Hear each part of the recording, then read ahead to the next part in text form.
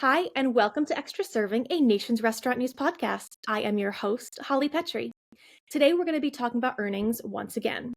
This week, we're focusing on Chipotle, which saw massive gains during the fourth quarter. The fast casual chain bucked all trends with same-store sales increases of 8.4%, with a 7.4% increase in transactions compared to a 1.6% decline industry-wide.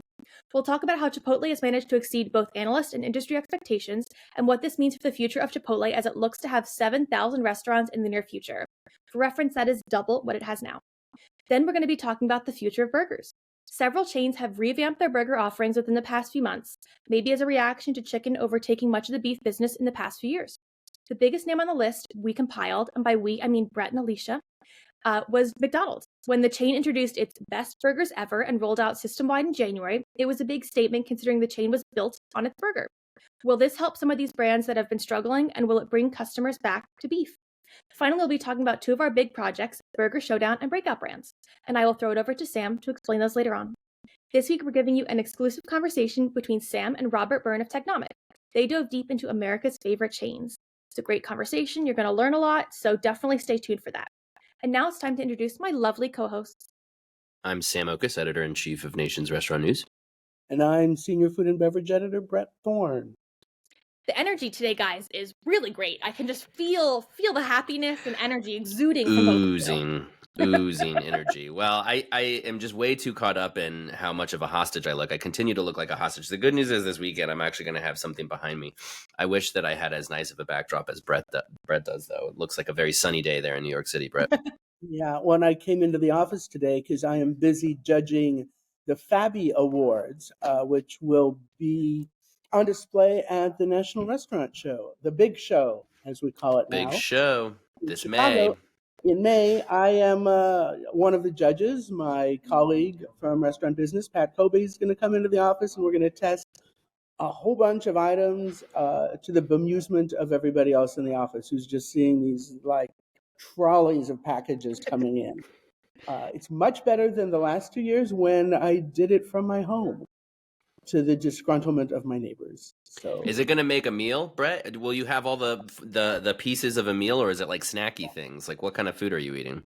it's a lot of plant-based meat substitutes and seafood substitutes and some baked goods, but there are also a number of sauces for us to try. So, and gluten-free flatbreads and stuff. So we'll be able to assemble a nice little sort of tasting. I remember It's last not bad. week we got some really good yogurt. Oh, that was incredible, that yogurt. That was so good. If anything comes close to that this year, I will be delighted, and I'll sing a little song.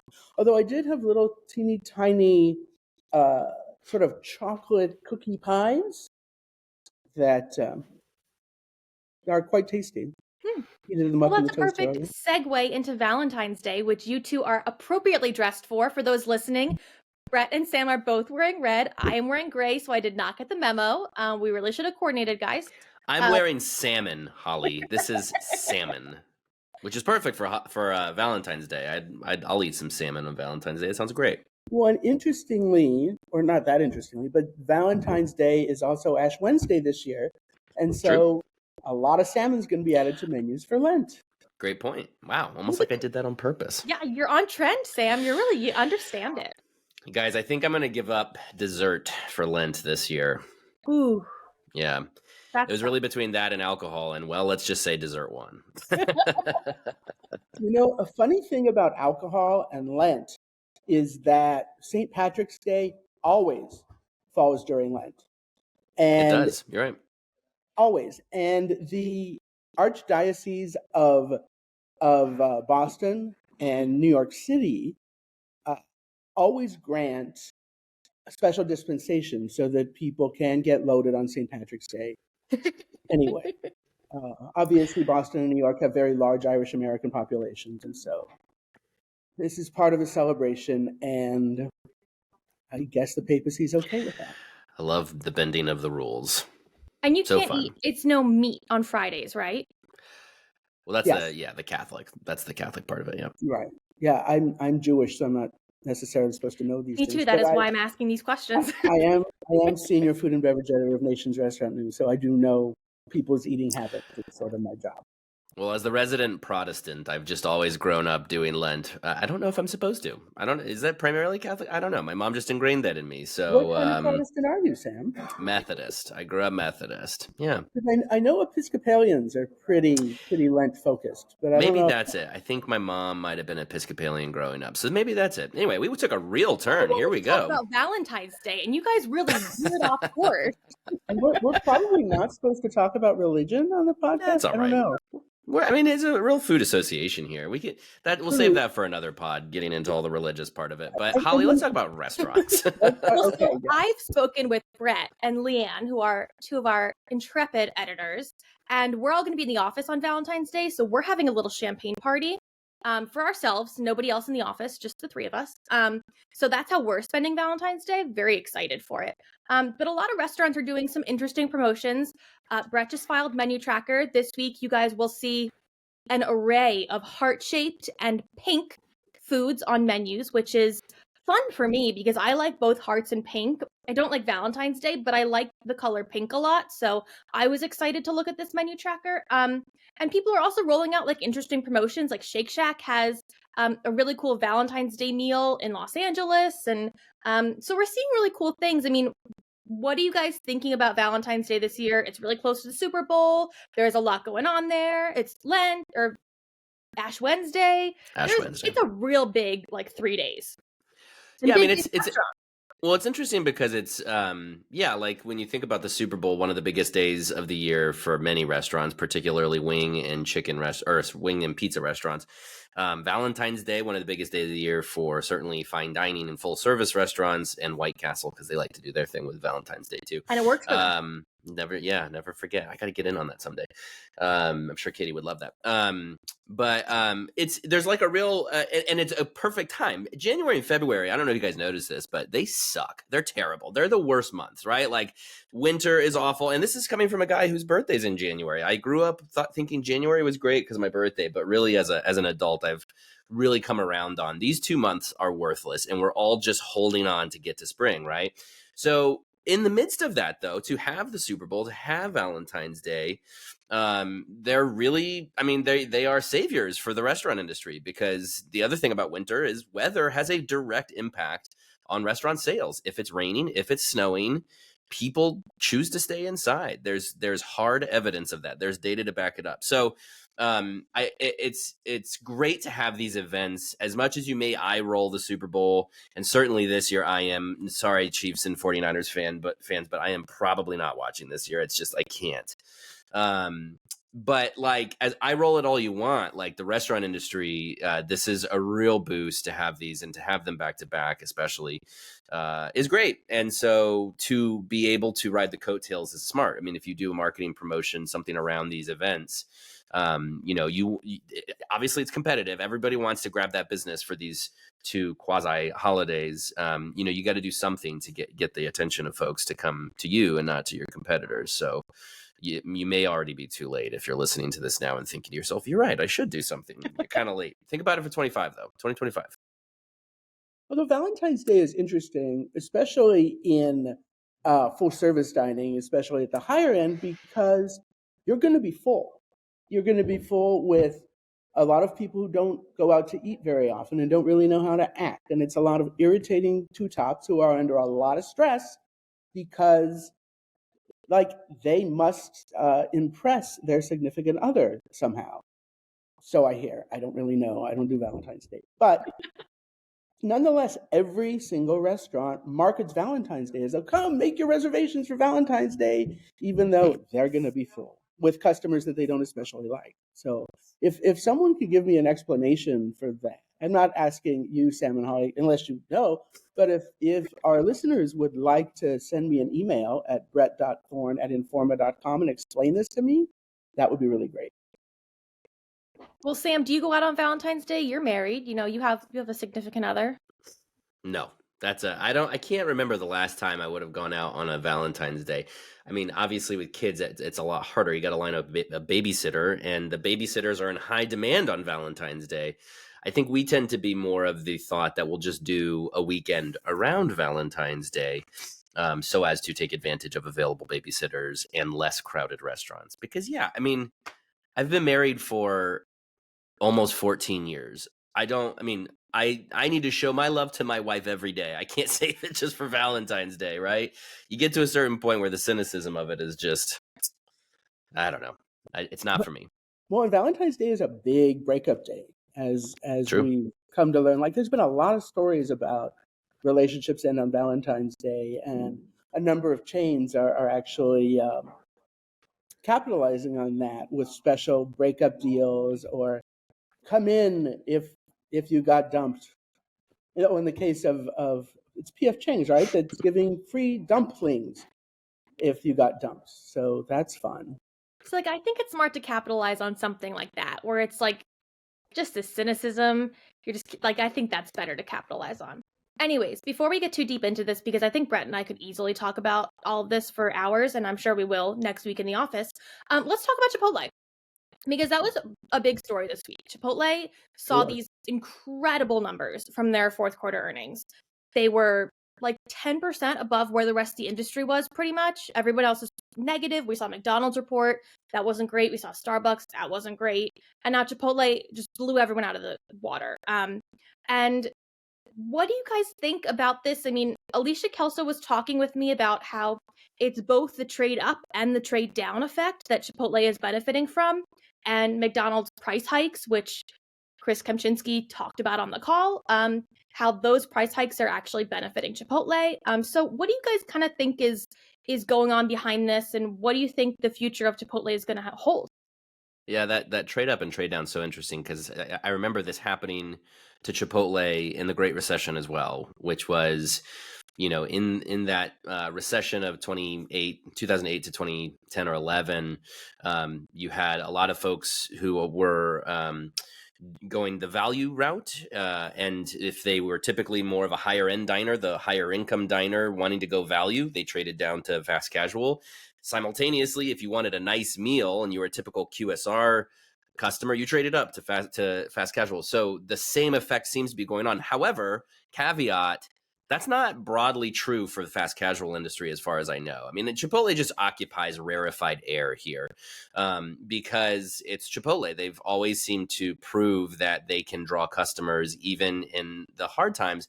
And what's really so fascinating about this is, yeah, Holly, to your point, I mean, traffic across the industry, I believe the information came from Placer AI that traffic is down 1.5% or something like that. 1.6. 1.6, and that's getting a little bit better, because I think it was down like 4% in Q3, but it's still bad. It's still negative.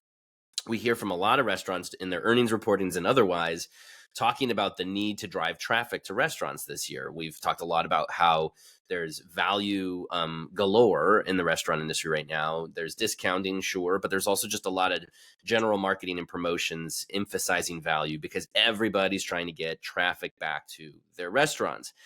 But not Chipotle. I mean, this is really such a rarity. Chipotle's transactions are up 7.4%. I mean, their same-store sales are up 8.4%, these being Q4 numbers. And it's just, it's remarkable. It's incredible. And it seems to be, according to Chipotle, the direct effect of a lot of the emphasis they've placed on training their employees, on some new recruiting methods they've put in place, training their new employees.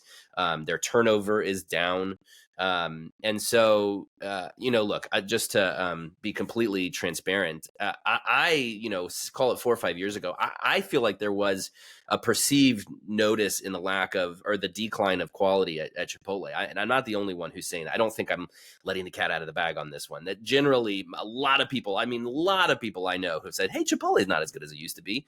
And I think they probably started to get a little bit too focused on convenience, right? They really went hard on the Chipotle lanes, building these drive-thrus. They really went hard on digital sales, really going hard on all of this convenience-oriented operations, which made sense because Brian Niccol came from Taco Bell, becomes CEO at Chipotle, and sees this opportunity to essentially adopt QSR operations in a fast casual concept with higher quality food.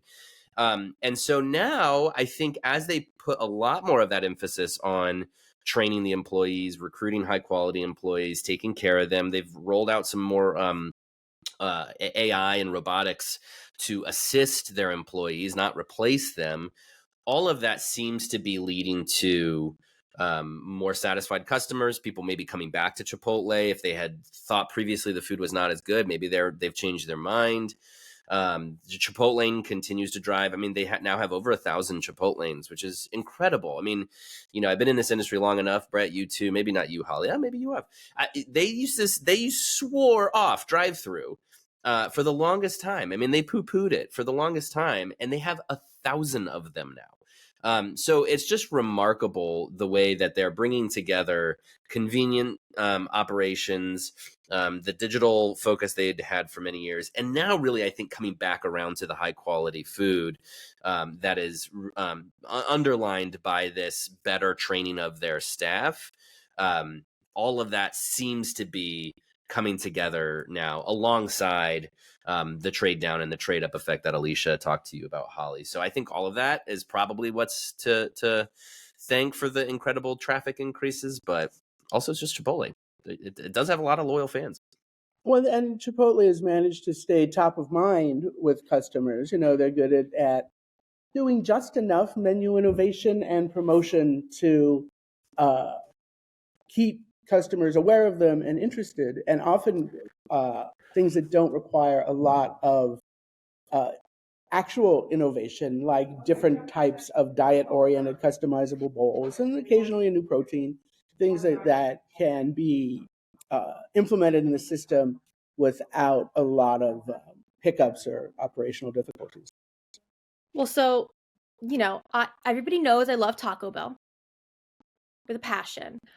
But I ordered from Chipotle the other night after they released their earnings, and I was like, they were top of mind for me. So I ordered Chipotle. There you go. And it was like, I got it delivered, and with tip, my burrito was $15. And I was like, that's a great deal considering it was delivered to my door. It was still hot. I even got extras on the burrito. Like the burrito was like $12.50, and it was $15 to get it delivered with tip to my house. And I tipped 20%. I don't skimp on that. But I thought that was I was super impressed because when I order from Taco Bell, I could spend like $10 on food and it'll end up being like $19. And so I think that Chipotle's value play when it comes to delivery is great. Yeah, it's quality too, right? Yeah. I mean, like, value is not just price point. Value is, of course, bang for buck, right? So, like, when you consider that it was delivered, which is convenience, that is higher quality food to Taco Bell. No offense, Taco Bell, we'll love you. But, yeah, I mean, higher quality food and combine that with price point, that is value. That's part of the value equation. And I think Chipotle will continue to really own that. I mean, the other part, too, that files under convenience is just their pure availability across the country. I mean, for my own family, Tuesdays, Taco Tuesday, of course. And we've got Chipotles all around us. And so, and my kids like Chipotle. So, even though I like Chipotle, I don't love Chipotle. Love you, Chipotle. But, anyway, I'm getting on a tangent here. I have options. Let's just say I have other options that if it was my preference, I might choose something else. My kids love it, and it's right there. It's so easy. And then combine that with what you're talking about, Holly, which is that value equation. Again, all of these things come back around to why it's doing so well. And I just think Taco Bell occupies a different place, right? Taco Bell is more of the quick drive-through, super cheap, super value orientation. It's also a very distinct flavor profile of like, I'm in the mood for, whatever, double-decker taco or, whatever. So I like that you play references from 90s Taco Bell items. Because remember, double decker, that was my thing. That was my taco. That is still my go-to. I was so glad when they brought it back recently. Anyway, let's move on because I'm going to get too hungry, though we are about to talk about burgers, but I don't like burgers as much, so it's fine with me. And I also did Burger Showdown last week, and so I'm like really over burgers right now. I've seen a lot of burgers. So Brett, why don't you tell us about the burgers that are going on and how they're kind of revamped? I mean, you wrote this great feature for our magazine with Alicia Kelso, and maybe you could just give us kind of an overview of what's happening in the burger space. I think first we need to revisit the idea, Holly, that you don't like burgers. I don't not like burgers. I just don't love burgers. Get it. Okay, that's cool. That's fine. So the way that different chains have innovated their burgers is interesting. several of them have moved toward the smash style burger, which it's interesting that Smash Burger as a chain that kind of got that style of burger where you press the patty down and it gets nice and sort of a little crunchy and crinkly edges. Uh, they're not doing that well, but a lot of the other chains are adopting that style. Jack in the Box actually hasn't changed its core burgers, but they introduced a new burger, the Smash Jack, that was supposed to be a 6-week LTO, and it was a 2-week LTO because they sold them all. And so they're going to bring them back and maybe use that innovation on other burgers going forward. But they changed a lot. They changed the kind of meat, the grind of the meat, the preparation. They brought in new equipment and really changed a lot. Whereas McDonald's didn't change much. They improved the buns, but all of the meat and everything else is the same. They just changed a number of things about how you make the burgers. For example, they only put 6 frozen patties on the flat top instead of 8. And that means that they cook more consistently. They're going to be hotter when they get to the customer. And the griddle doesn't cool down as much because you only put 6 patties on instead of 8. And I think most importantly, they're adding onions during the cooking rather than putting on top of the burger when they're assembling the sandwich. So that's a significant difference. And apparently that's what they used to do in the olden times. And then, over the course of the years, they stopped doing that and they brought it back. And then there's Mellow Mushroom, which also, after figuring out what their customers wanted, also went to the smash style, as did Red Robin. And Red Robin made a huge investment. They got rid of their conveyor belt grills and introduced flat top griddles also, and they're in the process of updating all of the ingredients on their burgers, which is important because the full name is Red Robin Gourmet Burgers and Brews. They have to be gourmet burgers. And it's interesting, they also hired a new chef, Brian Sullivan, who worked with their CEO, J.G. Hart, at California Pizza Kitchen. So it's a reunion of sorts. It's a lot of weird pizza burger combinations going on here. A pizza chef who went to Red Robin and Mellow Mushroom with... I just couldn't have told you that Mellow Mushroom had burgers. Here I am finding that out. Yeah, I mean, look, the competition's stiff today. The competition for burgers in particular is really tough. And so if you're not bringing your A game on quality, you're not in the consideration set for the customers. We went through that better burger trend of, gosh, I guess about 10 years ago now. And that introduced a flood of fast casual burger concepts to the market. So, of course, you've got the major QSR players, you've got those better burger fast casuals, and like Red Robin, you still have a good amount of these full service, more experiential kind of burger concepts. And if you don't have a quality burger, there are a lot of other options for your customers to go to. So I'm guessing that's a part of it. But yeah, I mean, to Holly's point, like, so much focus has been on chicken lately. And there's probably a bet here that Americans will come back around to beef. I mean, look, beef didn't go anywhere necessarily, but chicken is the number one protein, probably by far. I don't know, Brett, you could tell me. It's probably by far chicken's the number one. But eventually people get sick of it. And I don't know. So, like, if you bring a quality beef product and a quality burger, you're going to be in the consideration set. Then you win on the other factors. You win on the hospitality. You win on the toppings. You win on the rest of your menu experience. All those things. And so that's what this strikes me, is that everybody's just retooling the quality component to their burger. And pretty sure we consume more chicken, but we consume chicken in a lot of different forms. Whereas I'm almost positive that hamburger remains the most popular meal for lunch and dinner in America. And so we eat a lot of burgers. Makes sense. Well, haven't McDonald's chicken sales equaled their beef sales at this point, if not surpassed it? Like, it's pretty close. And they only introduced chicken 2019. Not chicken burger. Well, they've had chicken forever. But their chicken sandwich upgraded that McCrispy. Only recently, yes. And I assume most chicken eaters at McDonald's get McNuggets because they're McNuggets. And actually, McDonald's sales of chicken and beef have been at or close to parity for a while. I remember having this conversation with their corporate chef from long ago, Dan Kudrow, who also, by the way, now has a pizzeria in the suburbs of Chicago. So, Hey, 3 times and it's a trend. yep. I mean, they're our favorite food. So, to have pizza and burger go back and forth, along with wings. Although people don't have a lot of burgers and wings. A lot of pizza and wings, but not a lot of burgers and wings. You're right. Interesting. But anyway, they've been at parity for quite some time at McDonald's, or close to it.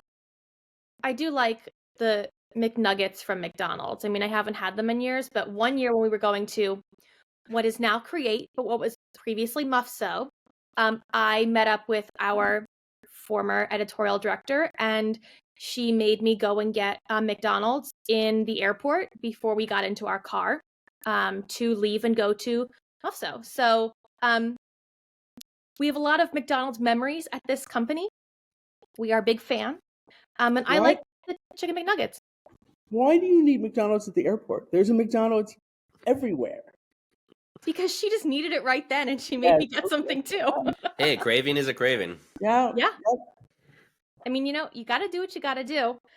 I don't love hamburgers. I also don't love chicken. I'm not like a big, I don't know. I like fish a lot. So Are you American? I'd be really good at Lent. So do Lent. Do Lent. I don't think Jews can do Lent, but that's a whole other topic. Aren't you also partly Catholic, though? Not to tell everybody everything about back your life. to the religion.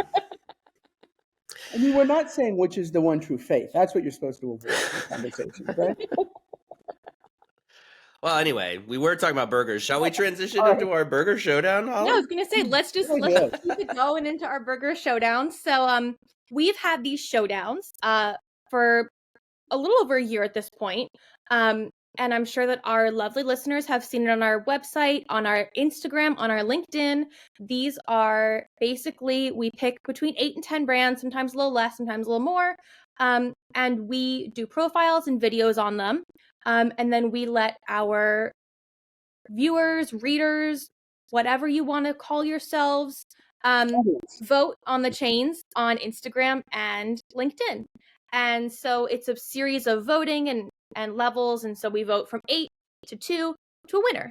And so, Sam, do you want to talk a little bit about what this specific showdown is and kind of what the brands hold for the industry? Sure. Yeah. So our burger showdown, I guess to start with sort of clarifying the parameters of a showdown, because if you're a burger brand out there who did not end up on our list on the showdown, it is not because it's a vote against you. It is purely because there are hundreds of burger brands out there, and we could only pick 7, 8 of them. So but there were a lot. There's a lot.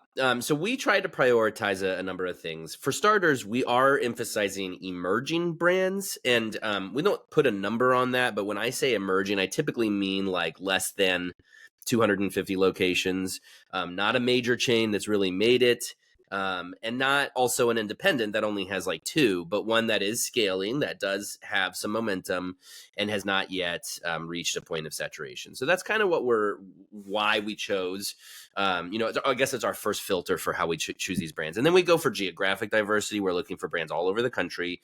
We're looking for some differences among the brands themselves. We have 2 slider concepts on the list this year, Savi sliders and Smalls sliders. We have some of these really better burger brands like a Hop Dottie. But then we have also, some more straight down the middle brands too. So those are our filters. And then as a team, we kind of pick who belongs on this list. And again, sort of that momentum factor is these are brands that have exciting products, exciting story to tell, but also growth momentum. And then we put it to the audience to say, well, which of these are you most interested in? This is Holly's baby. Holly was the one who kind of came up with this for us, in 2022. It's almost 2 years on now. And I think it was born out of this fact that in our position in media, food service media, I mean, we see all of these brands we have a very unique position watching all of these brands come up, and we genuinely want to know which of them are legit in the eyes of the industry, because we can eat there, we can talk to their leaders, but for those restaurant leaders who count these brands as peers and are watching them and wanting to emulate them, that's what we really want to know. This is not a selfish ploy for clicks and comments. This is genuinely, we want to know who do you think is the most exciting in the industry? And so that's what we've done. And we've done, is this our 6th showdown now, Holly?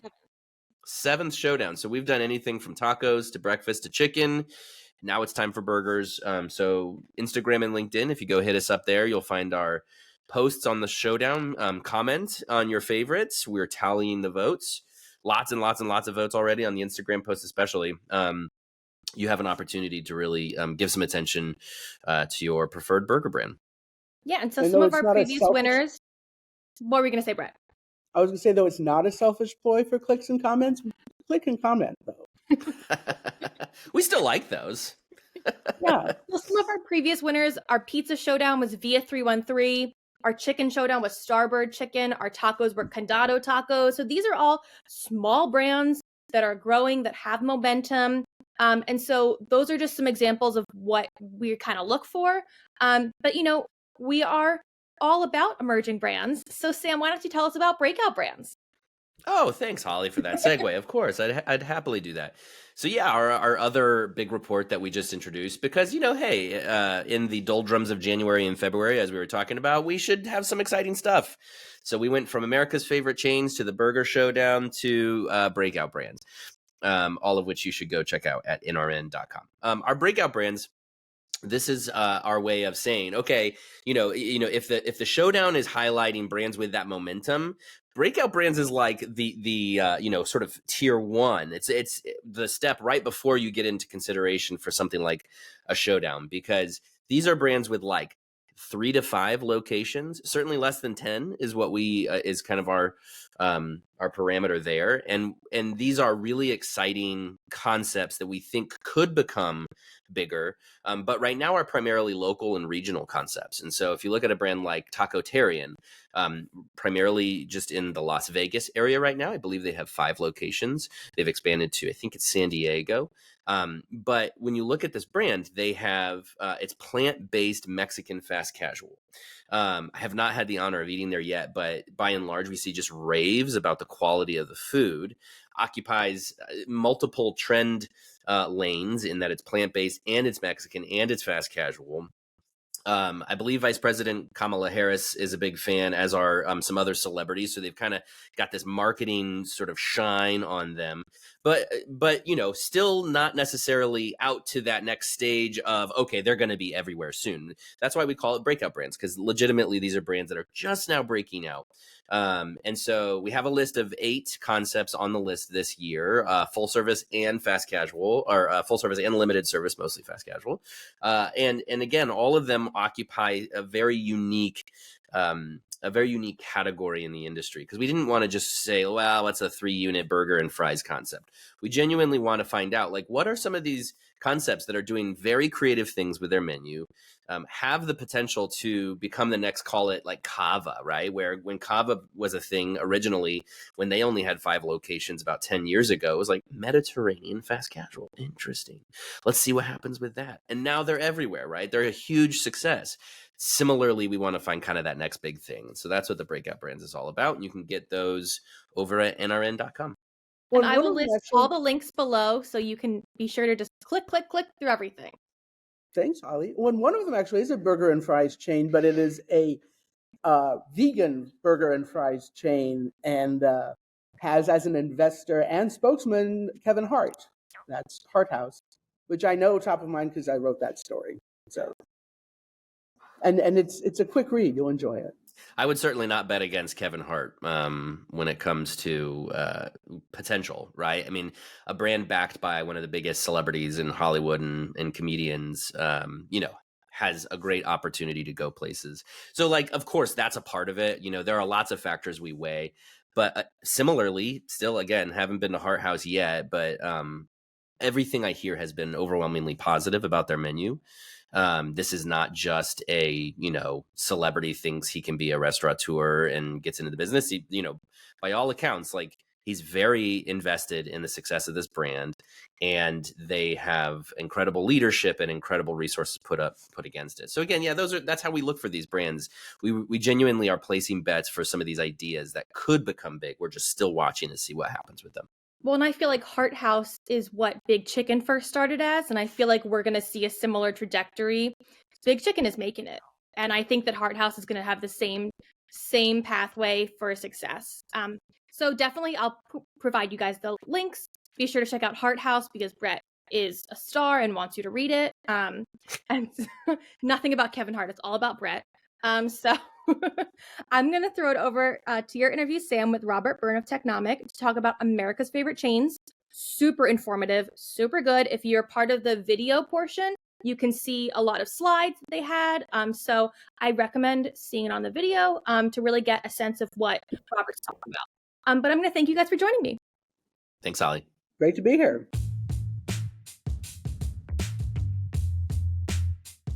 Hello, welcome to everybody joining us live on LinkedIn, or perhaps not live if you're watching this later. That's okay too.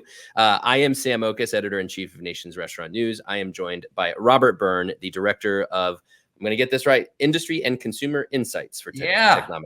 Did I get it? Bullseye. Great. Thank you.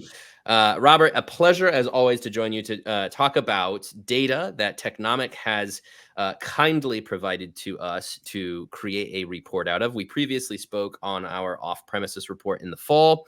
And today, very excited to be here and to talk about America's favorite chains, which just published in NRN's January issue and is now available at nrn.com.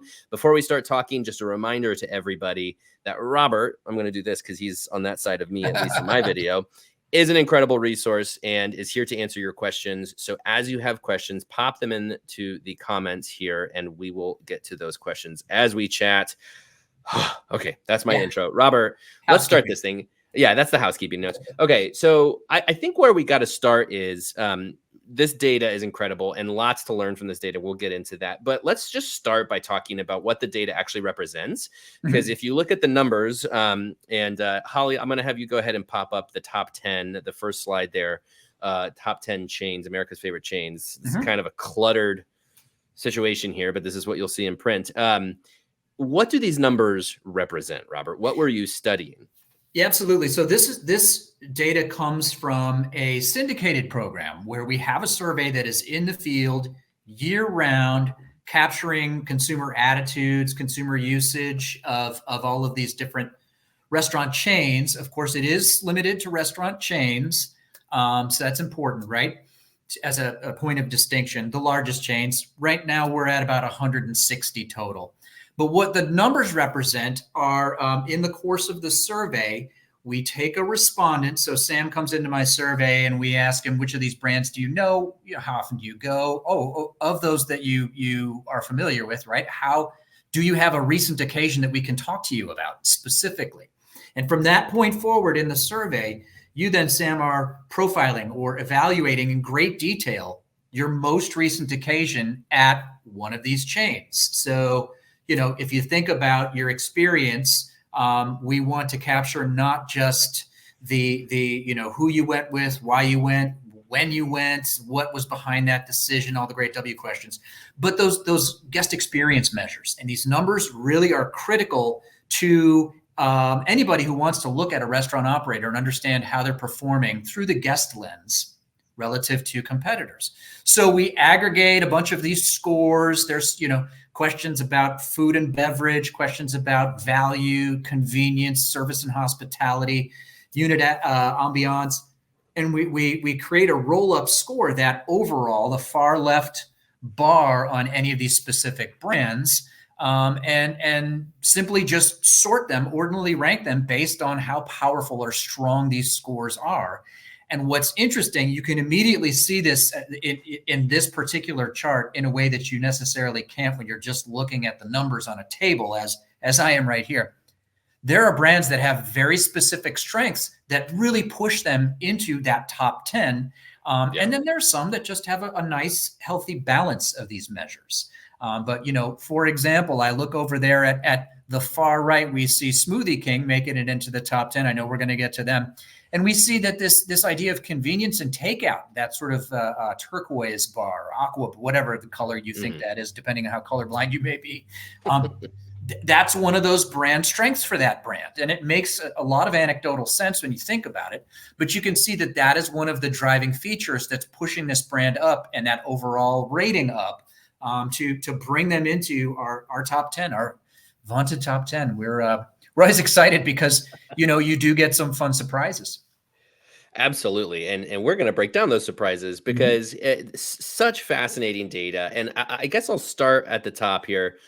You've got 5 Darden brands in the top 10, which is amazing. And we'll get to that in a second. Also 5 steakhouses that are in this top 10. 3, let's call it beverage snack in Dutch Bros, and the 2 smoothie chains we have on this list. All kinds of directions I can go here, but let's just start broadly. Your takeaway when you look at these numbers, the top 10. What's your first kind of big picture takeaway? So for me, the impact of a restaurant experience, on-premise, off-premise, what have you, is all determined and almost dictated in some senses by the occasion.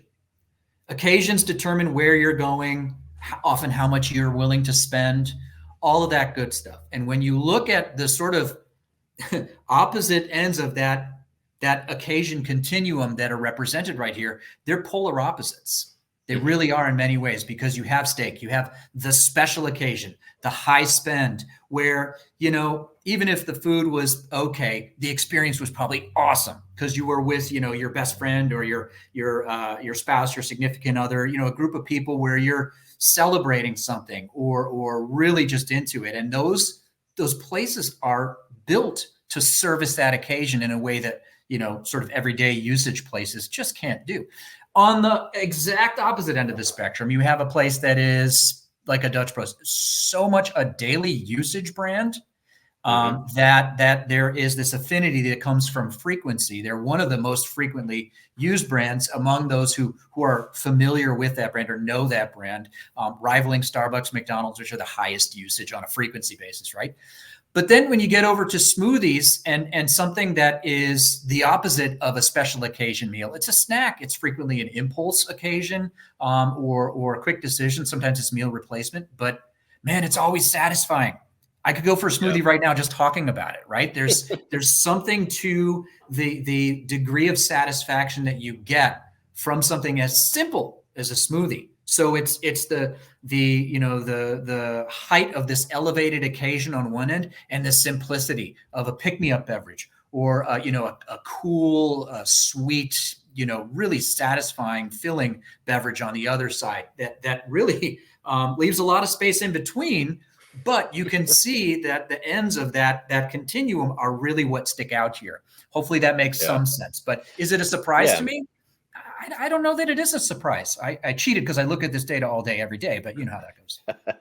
That's why we got you here. Well, I love what you say about the occasion part. And to me, there's sort of a dependability factor too, right? And that dependability might be in, I depend upon you to provide a memorable experience for my anniversary, for my birthday, for the celebration on the high end.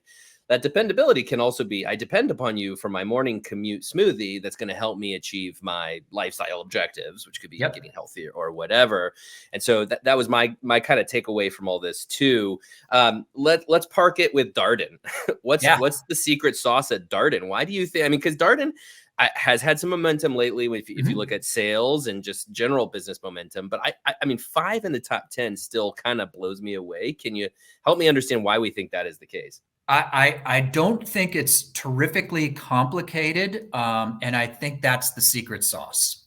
If you think about these Darden brands, I believe that they all ran some sort of a pilot rewards program in around 2019 or so, or at some point historically. They're not doing it today. They're not doing a rewards program. They're not doing a loyalty program. You can gift card and you can do all that wonderful stuff, right? If you were to go to, just to use a Darden brand as an example, if you were to go to the Olive Garden website and look on their FAQ page, you would see that their response to why don't you have a loyalty program is, you know what? We think it's more important that every single guest that walks in the door gets treated to, a very well-deserved, high-value experience, with quality and everything that goes along with it. So think about all the attention and all the energy that goes into that, and the sort of disparity that you can create among your guests and believe me, consumers freaking love rewards programs. I'm not saying don't do that, but do I think that is a big part of their success? Absolutely, because that is the essence of every single guest that walks in that door or orders online or calls us up gets treated in exactly the same way. You have no preferential treatment. And as long as you're focused on that, which I believe that they all are to a very high degree, you come out looking good to everybody.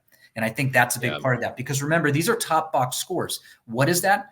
That's the percent of consumers that gave them the highest possible rating for that measure. Mm-hmm. So what are they doing? They're impressing the largest number of people to the highest degree. So, you'll have brands that have their super fans, Starbucks and McDonald's. These brands do extremely well with their rewards programs and whatnot. But I would argue that, in some cases that is a necessity. Whereas in the case of Darden, they're just treating everybody as if, they're welcome to everything that you can possibly imagine this occasion should afford you. Right. There's another factor here that I'm curious about your opinion on, which is, especially when you look at this top 10, I don't see national brands. Some of them soon to be. I mean, I think Dutch Bros is getting there, Tropical Smoothie Cafes, maybe they're arguably. But what I see is a lot of more mid-market brands, some regional brands, even the Darden, I mean, if you think about Seasons 52, Capital Grille, Ruth's Chris, they're not pervasive. They're not everywhere. Nope. Is that affecting it, do you think? Because Starbucks, and we'll see as we go through more results, right? There's not a lot of big national chains that show up in these lists. And I'm just wonder why that might be a factor. Well, I'm not a restaurant operator. I don't even play one on TV, right? But I'm going to guess that the larger your system gets, the greater the opportunities for friction within that system that create a subpar or maybe just less than excellent guest experience sort of uniformly across the board. Brands also become a victim of their ubiquity. I love McDonald's, and I don't know if anybody's seen any of the other social posts that I've done recently, but I love McDonald's. There was a point in my life where they were absolutely my favorite brand, and I still love them. And that's just, I think that everybody does to some degree as well. Yeah. But are they outstanding? Not really. Do I love them? Do I go and want their French fries right now? Yes, I absolutely do. But is it going to be outstanding? Am I going to walk out of there and say, excellent, excellent, excellent? Probably not, because the usage becomes a little bit routine. And because the experience gets a little bit diluted as well, due to that size, due to whatever their focus is, if it's convenience, purely based on convenience, or price, something gets sacrificed with that sort of a quest. And so sometimes that something is just, general guest satisfaction. That's a great point. Yeah, I took my 5-year-old son to McDonald's yesterday, in fact, because he was requesting a Happy Meal. Thought great experience, and it was very fine. Yeah. If my 5-year-old son had said, "Daddy, where do you want to go?" And that's no offense to McDonald's, which I have a ton of respect for, but there's a Shake Shack not far by. I might have said, "Let's do Shake Shack." But he doesn't get a Happy Meal at Shake Shack. Yeah. And for me, I've got a number of different locals. People talk about Small Cheval as, one of the burger places nationally even to go to. It's not that far. I could do that. But, McDonald's is a lot more convenient and certainly more affordable, but has been a part of my life for my entire life. And I'm not a kid. So it's, it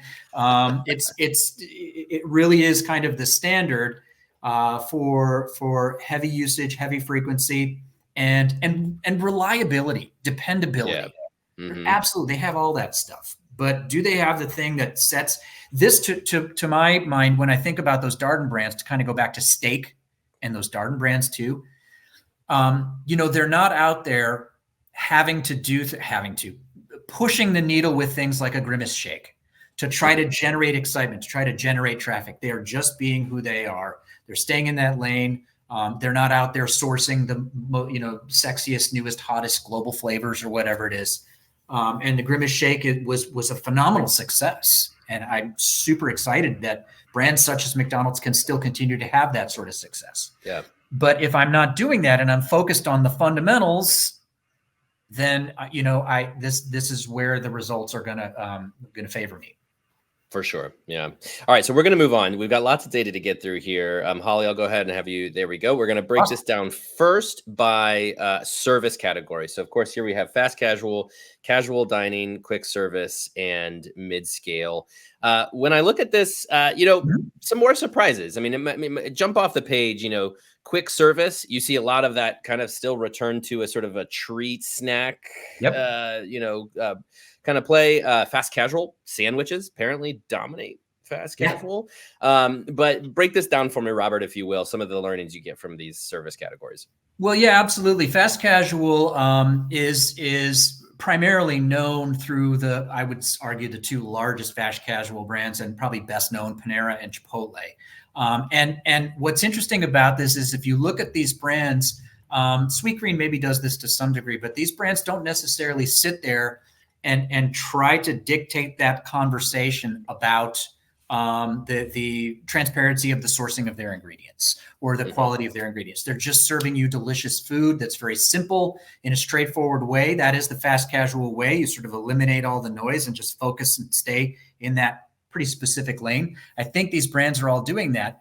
But when you get down to this idea of the deli style offering, the Jersey Mike's, the Jason's Deli, the McAllister's, the sandwiches, just, bowls are certainly a thing right now, but there's no time now or in the future where they will be replaced by, or they will replace sandwiches as that go-to, as that reliable, and as that satisfying. That just is there's so much there for consumers. Now, I love seeing that there's a newer brand here, Sweetgreen, that enters into this equation. And we can definitely argue that that's going to be driven by your millennial guest more than any other guest specifically. And I know we can talk about that a little bit if you want. But that also is your core fast casual guest. That's your, millennials. They're the ones who built the whole subsegment of fast casual the whole way through.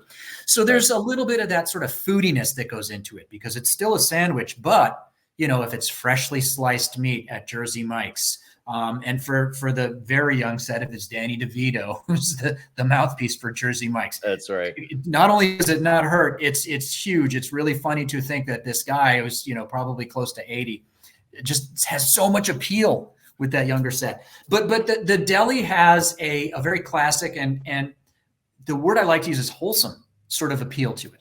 So that's kind of what I see with fast casual. There's that health component that factors in there. For quick service, it's snacks. It's more snacks, and it's treats that goes along with it.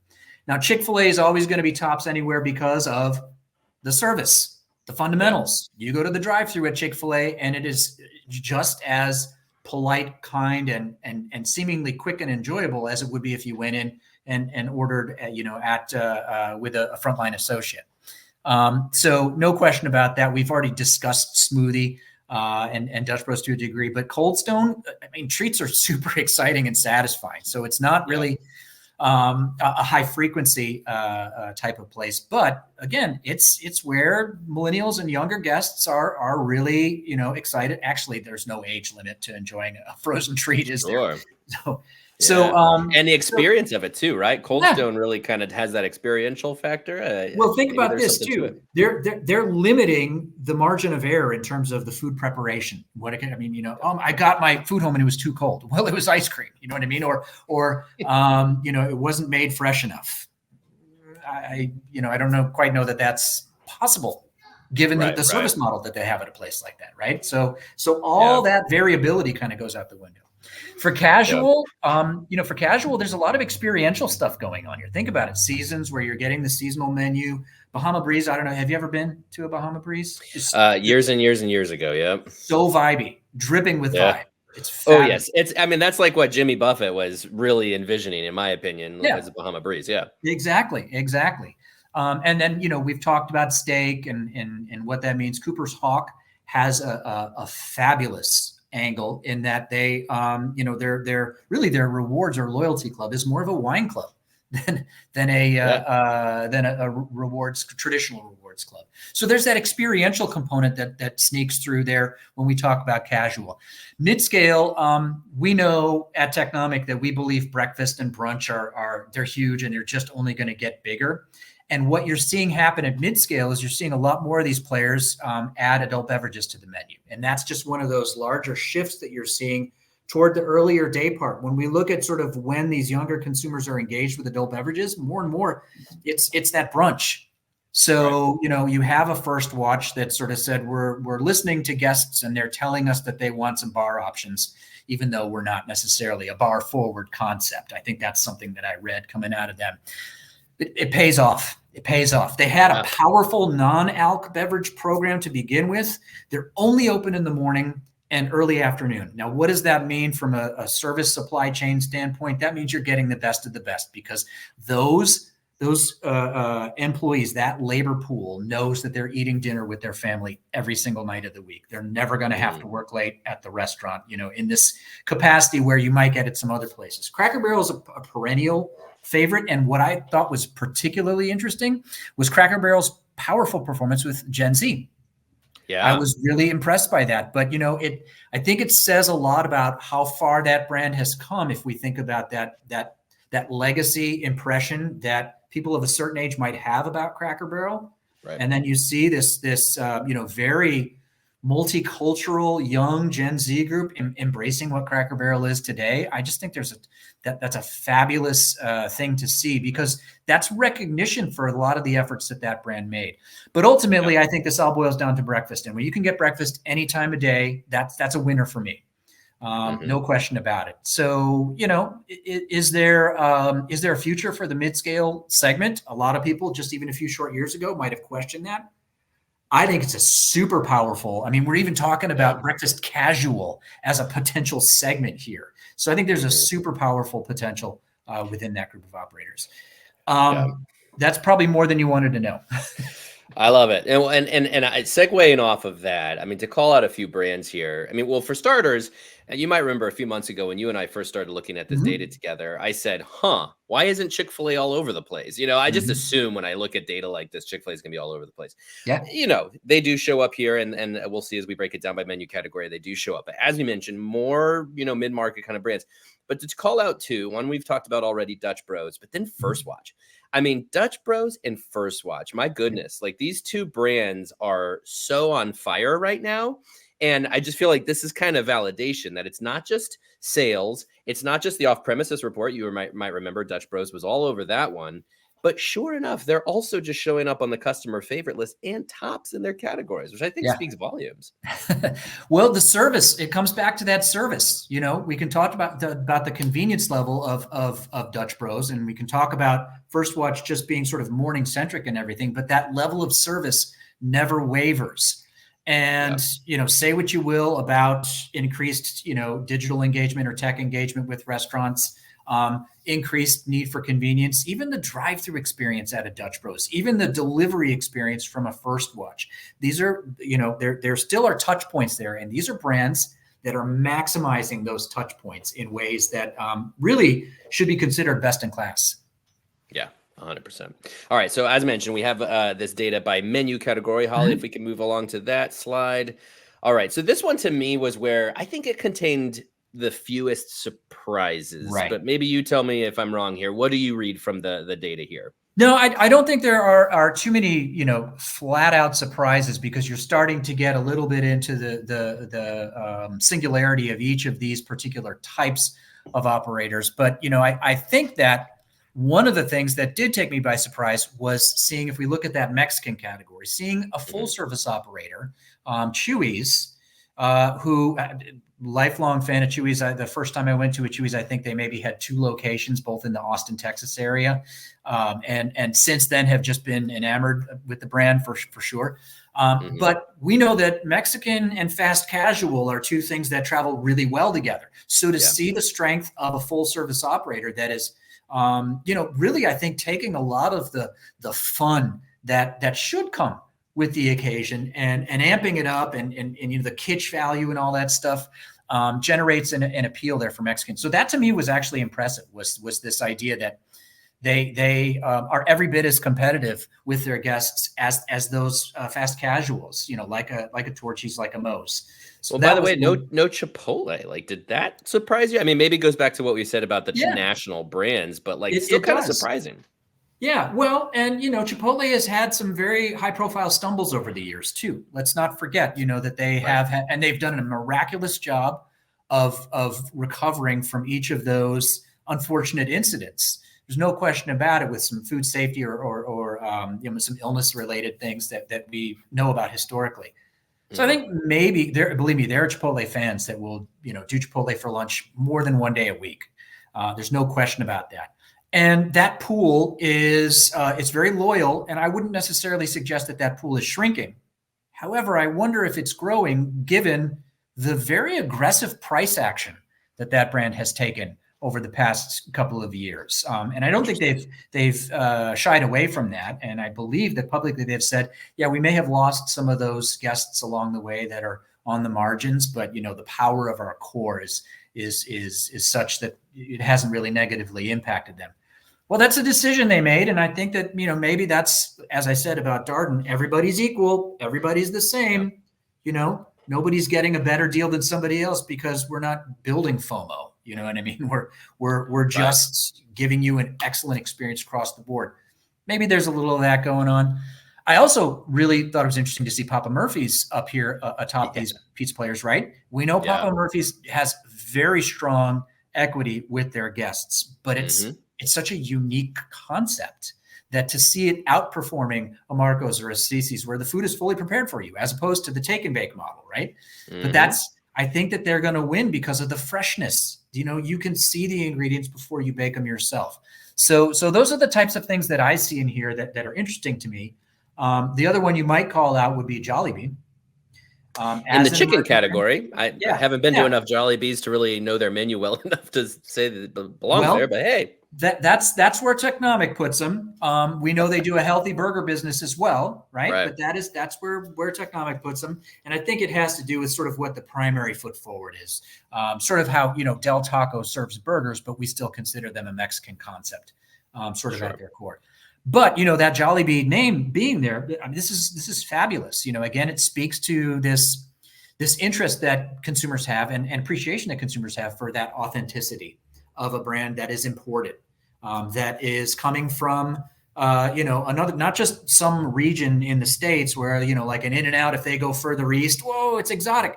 This, for real, it's an international concept coming out of the Philippines. And so I think that beyond their core, they're starting to grow some of that base with folks who maybe wouldn't otherwise be familiar with the brand if they sort of stuck where they had been from a geographic standpoint. But it goes to show you that there's interest and there's appreciation for what they're bringing to the table.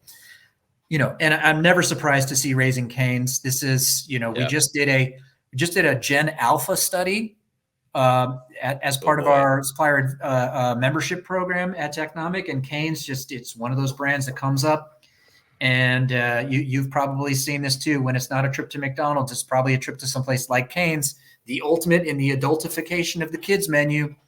It's good stuff. Chicken fingers. You cannot beat chicken fingers, and it's the simplicity of the menu too, right? I mean, you only have a handful of options. Yeah, so it makes a lot of sense.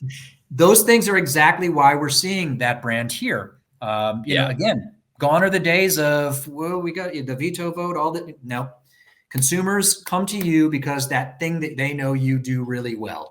And if you're trying to do a lot of things really well, again, the margin of error starts to, sort of increase along with that. Yeah, absolutely. Yeah. And going back to the Papa Murphy's example, I mean, I've seen them pop up in lists like this for years, and it always surprises me. But once upon a time, and as an East Coaster where Papa Murphy's does not have as much of a footprint, my experience with them was limited. But sure enough, when there's a Papa Murphy's around, the ability to ensure that our pizza is going to be hot and not lose the heat in the 15-minute drive home. Yep. It's often a game changer for our family. So there's that experiential component that I really do think. And again, going back to Raising Cane's, if I've got a car full of hungry kids and McDonald's isn't going to cut it, and I'm not near a Chick-fil-A, but I've got a Raising Cane's, and I don't have to read the menu to my kids, and I can just say, how many chicken fingers do you want? That's Hold a up game fingers. changer. That's it. That's right. All you gotta do. All good feedback. All right, so moving on to our last set of data here. We're going to break it down now by generation. And here's where we've kind of hinted on this. We're only going to presenting here Gen Z and millennials. But I'm so fascinated by this, and you might be able to bring in some of that Gen Alpha talk too, Robert, because I think it's so funny how different these two generations are. I identify as older millennial, and I see like Gen Z to me doesn't seem, I don't know, like not so much younger, but like when I look at this, and Sweet Green is number 4 on millennial limited service, and it does not appear on the Gen Z list. And because you mentioned this before, Sweet Green is such a quintessential millennial brand. So let's break down these generations and what they like and why all of this even matters. What do you think about this?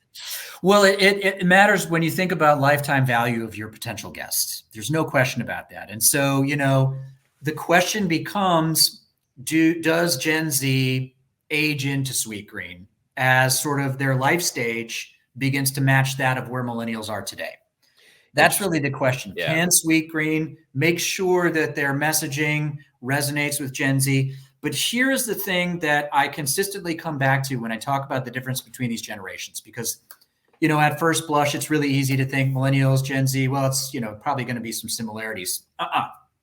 So a large part of that comes from this sort of generational hop that you see with each generation. So who are the parents of millennials? Hint, it's not Gen X. Boomers. Who are the parents of Gen Z? Hint, Gen it's X. Not millennials, right? It's right. It's X. So when you think about what you sort of anecdotally know to be true about those generations, think about how that would skip and leapfrog in terms of attitudes, in terms of maybe a more pragmatic approach that Gen Z might have relative to millennials.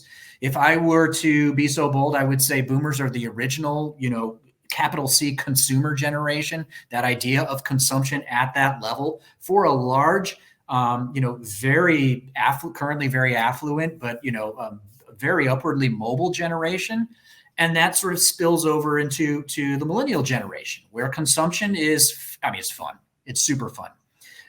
And is just part of that daily life. Now you skip to Gen X, and, I remember coming out of school into a recession the first time around, and, Iraq war and all these other things that I thought the world was crumbling, and why bother? It just suited my Gen X attitude so well. He's like, who cares? What's the point?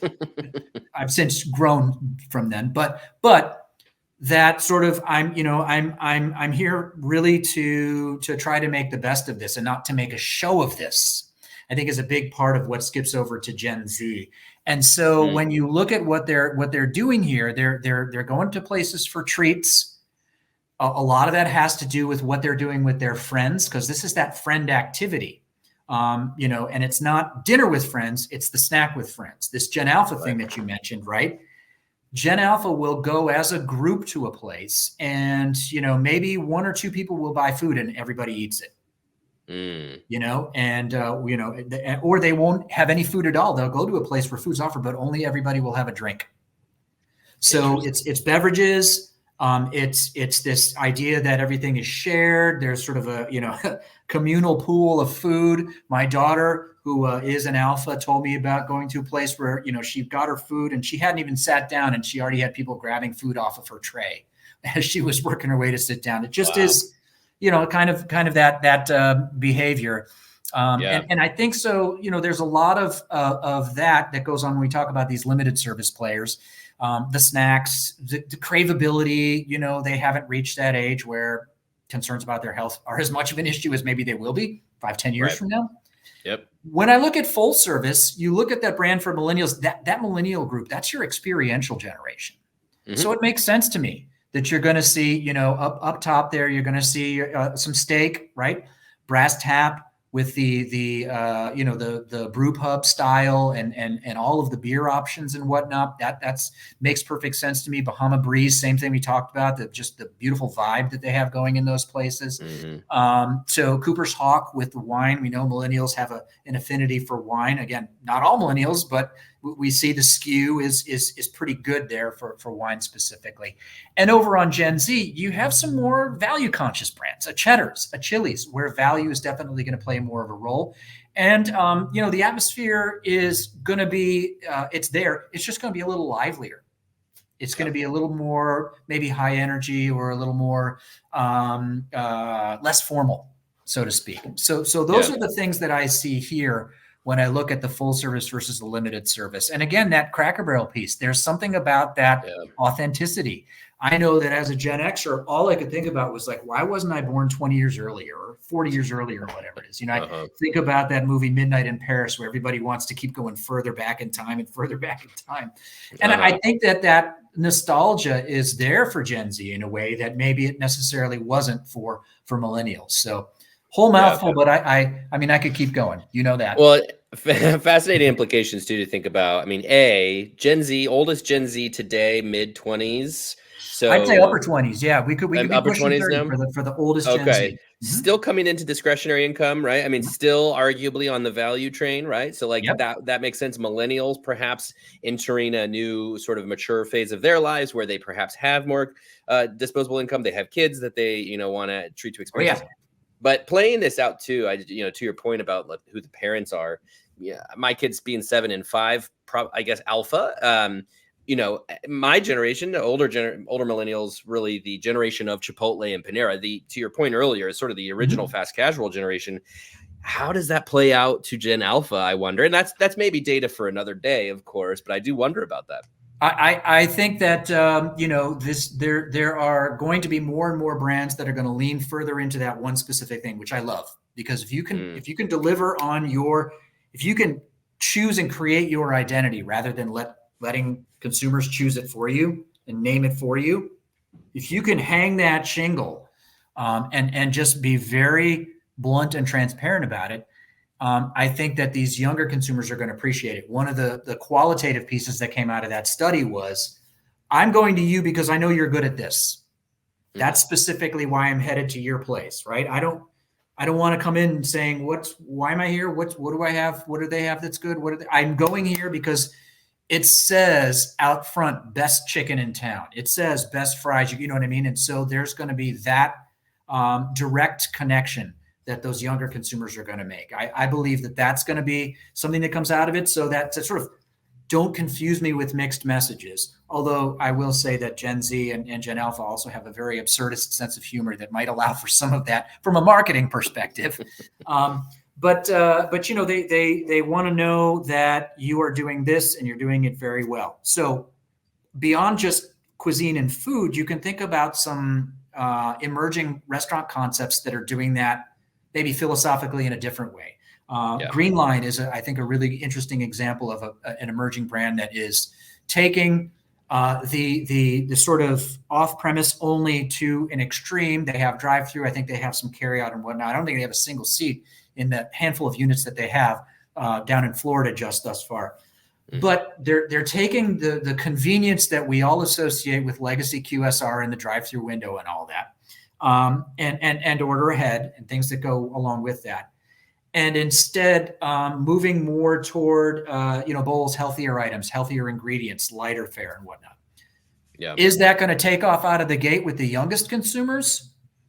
Again, if they've got some sweet treats to go along with it, or has got some shareables or some craveable items, yes. If it's purely based on health, I think you're starting with your millennials, and when Gen Z starts to come into that, because they are interested in health, but think about what that moving target looks like for Gen Z. For some, it's like, give me all the protein you got, right. Don't worry about the other stuff. Or, my diet is based on this, that, and the other, not, this particular thing that maybe historically or traditionally has been considered healthy or light or whatever it is. But that light idea extends to portion size as well. So maybe you're interested in a new concept. Well, why don't you take those massive portion sizes that people are looking at and say the value is you pay less, you get less, but isn't that really ultimately what you're after? You don't need all this massive amounts of food, the whole supersize me thing. Although I did hear that McDonald's may be bringing back the supersize as a sort of renewed attempt at improving the value proposition overall. Anyway. Yeah, I can't tell you how many times in this conversation, though, I've wanted to say, everything's cyclical. Everything's cyclical, right? I mean, it feels like everything kind of comes back around, doesn't it? Yeah, well, it's a part of nostalgia, right? It does.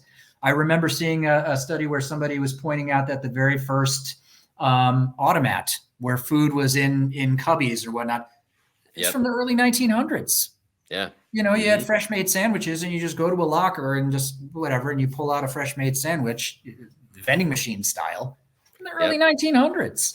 And now the QR codes make them seem so tech happy and tech friendly and fancy. Well, and you bring up a really good point. One of the things that drives these brands across all generations is service. If you see that service bar on that very first chart that you showed, for a lot of these brands, it's very strong. And for all of them, I believe it's the strongest component of that overall score.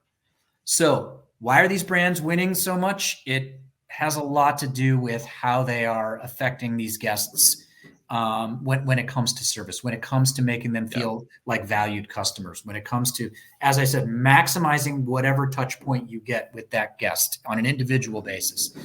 That's never going to go away. QR codes or no QR codes, or however it is that you want to think about what that next generation of digital engagement looks like. Right. All right. Before I ask you my last question, Robert, there have been a couple of questions about access to the data. Now, of course, everybody can access this report that we have been going over live at nrn.com. But Robert, if anybody wanted to dig a little bit deeper, how could they do that? Well, they would want to get in touch with somebody at Technomic because this particular data set that is used to build this report is available as a subscription service. And it's available to anybody. This is information that we independently collect. So there's nothing that's proprietary about it in any nature. But you would want to get up. You would just suggest looking up technomic.com and thinking about where that Ignite consumer sort of trail leads you. That's that's your first step. If you don't already have an established contact or rapport with somebody at Technomic, that's the best place to start. And of course, people can email me, rburn@technomic.com, and I can point you in the proper direction too. Hopefully I won't get too many of those, but you never know. All right. So then my final question for you, Robert, is what should people take from this report? What do you think, if I'm a restaurant operator looking at this data, what do you think I should learn from it all? Well, service always matters. And I think my larger point is one that I continue to come back to, because the changes that we see in restaurant drivers across all consumer groups, they're incremental unless something like a pandemic happens. Then all of a sudden technology becomes essential. It becomes important to everybody. But is it the most important thing to everybody? No way. Ultimately, what's important to you is that as a consumer, when you're making your decision about where to go, I want to know that I like the food. I want to know that the value proposition is within reason based on what you're offering, right? But I really want to know that I'm going to be treated well as an individual. And I think that, as I said, executing on the fundamentals never goes out of style. And if you think about a lot of these brands, who are opting out of a lot of the things that are very much the zeitgeist, like the loyalty programs. Think about Texas Roadhouse. Now, they didn't appear anywhere here, and I was actually a little surprised to see that. But we know they have very powerful guest equity, and they're a very strong growth brand, right? All they do is grow. All they don't do is third-party deliver. True. Yeah. So, that's their lane. That's what they do. They're like, if you want to order a cold steak from somebody else, knock yourselves out. Right?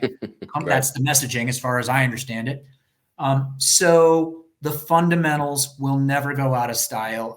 And I have yet to talk to anybody at any of the restaurant operators where I've had the pleasure of speaking or sharing conversations and whatnot that hasn't fully agreed a bajillion %. You can cast yourselves as, the newest, the hottest, this is the most high tech, all these different things.